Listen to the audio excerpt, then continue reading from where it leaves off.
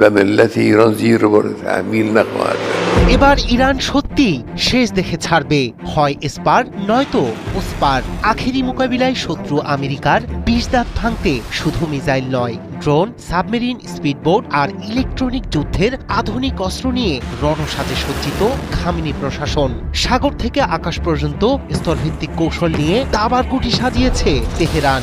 মার্কিন রণতরীর মোড়লগিরি ভেঙে দিতে পারে ইরানের ছোট কিন্তু মারাত্মক এই ধ্বংসাত্মক লড়াই। ট্রাম্পের একটি ভুল পদক্ষেপেই জ্বলবে মধ্যপ্রাচ্য, ছাই হবে মার্কিন ঘাঁটি আর অস্তিত্ব হারাবে দোসর ইসরায়েল।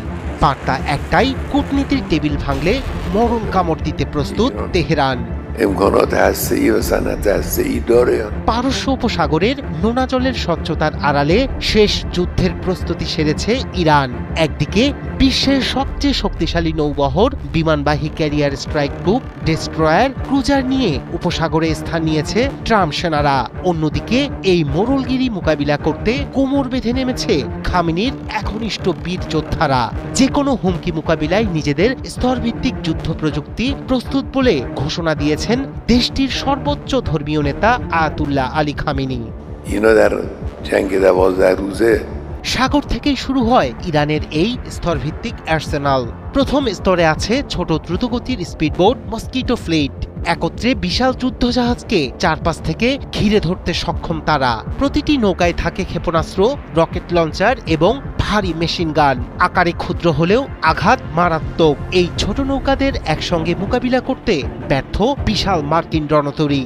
দ্বিতীয় স্তরে রয়েছে সাবমেরিন ও মাইনফিল্ড। কিলো ক্লাস সাবমেরিন, উপকূলীয় সাবমেরিন এবং স্থাপন করা সমুদ্র মাইনগুলো বিশাল যুদ্ধজাহাজের পথকে করে তোলে ঝুঁকিপূর্ণ। একটি ভুল পদক্ষেপও হতে পারে বড় ক্ষতির কারণ। তৃতীয় স্তরে আছে ব্যালিস্টিক এবং ক্রুজ ক্ষেপণাস্ত্র। খালিজ ফার্স, জোলফাকার বাশির এবং সাইয়েদ সিরিজের ক্ষেপণাস্ত্র লক্ষ্যবস্তুতে অদৃশ্য আঘাত হানতে সক্ষম। তাদের দ্রুতগতির কারণে তা প্রতিহত করতে সময় পায় না শক্তিশালী প্রতিরক্ষা ব্যবস্থাও। دخالت‌های ناواق ناجور সবচেয়ে আধুনিক চতুর্থ স্তর, যেখানে আছে ইলেকট্রনিক ওয়ারফেয়ার সিস্টেম। মার্কিন নৌবাহিনী এবং নজরদারি ড্রোনের কার্যকারিতা ব্লক করতে পারে কোবরা V8, সাইয়েদ ও অন্যান্য ইলেকট্রনিক প্ল্যাটফর্ম। ফলে মুহূর্তের মধ্যে অন্ধ হয়ে যেতে পারে ইউএসএস জেরাল্ড আর ফোর্ড বা ইউএসএস আব্রাহাম লিঙ্কনের মতো এয়ারক্রাফট ক্যারিয়ার। এছাড়া ইরানের ড্রোন ও নজরদারি ব্যবস্থা নজরে রাখছে মার্কিন নৌবহরের গতিবিধি। বড় শক্তিকে সরাসরি আক্রমণ না করে তার চোখ, কান এবং নির্দেশ প্রক্রিয়াকে বন্ধ করে দেয় এই সমন্বিত স্তরভিত্তিক কৌশল।